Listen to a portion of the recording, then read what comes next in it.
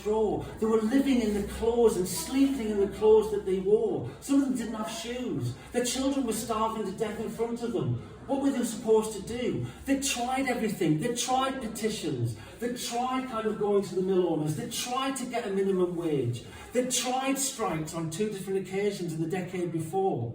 Nothing was working. So they went back to what they knew best. And what was a tradition since at least the 1760s, which was machine breaking.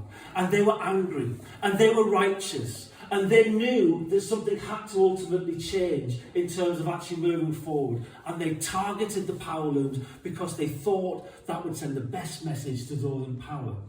And as we mentioned, they were not riots. This was a rising. It was known at the time as a rising. There's newspaper accounts from 1826 talking about the people who rose up. There's accounts in the 1850s of even mill owners talking about the Lancashire Rising.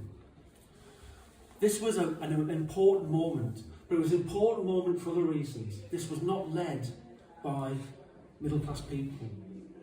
This was organised by working-class people. It's one of the first examples in British history of class consciousness coming to the forefront and working-class people organising together without sense of leadership from those of a higher class. So even Peterloo had kind of people like Henry Hunt as a kind of middle-class leaders. And of course, when you look at Bamford's kind of accounts, he was always trying to kind of engage with those in a hierarchical class system.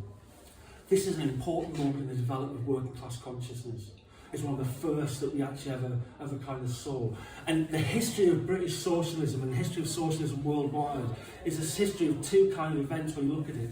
The first is the history of risings, and the second is the history of legal repression.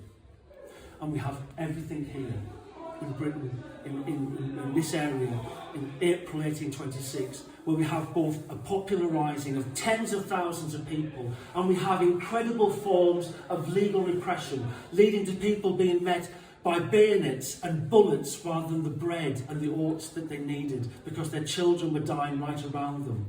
And they knew it. And if we were to look back and we would say, why did you do nothing? Well, they did do something. And they paid the price for that. They paid the price with prison, with transportation, with death, with being ignored even further. And then to count it all off with a complete negation of the reasons why they were struggling in the first place. The economic, social, political context, which meant that they were starving, and they were blamed for it themselves because they didn't have sufficient savings and because they were a riotous mob. Now, mob itself means mobility. It's not a negative term in its own right, but the way in which we use the word mob, the way in which we use the word riot, these are now used with moral connotations. So it's incredibly important for us that we use this language of rising and we talk about massacres. And this is an important thing for us, I think, in terms of where we are right now. And the people who have gathered here today all have an interest in this. And it's an enormous privilege, I think, to be at that moment in history where we're able to be part of that commemoration of 200 years. It's also an enormous responsibility, because we want to get it right.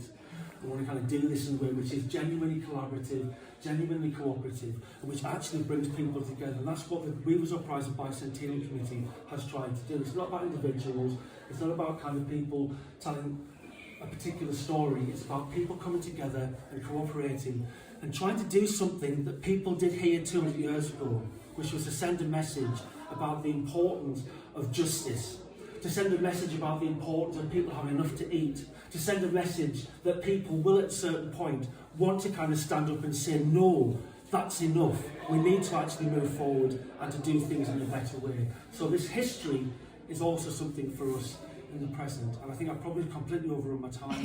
So I will leave it there, and sorry for the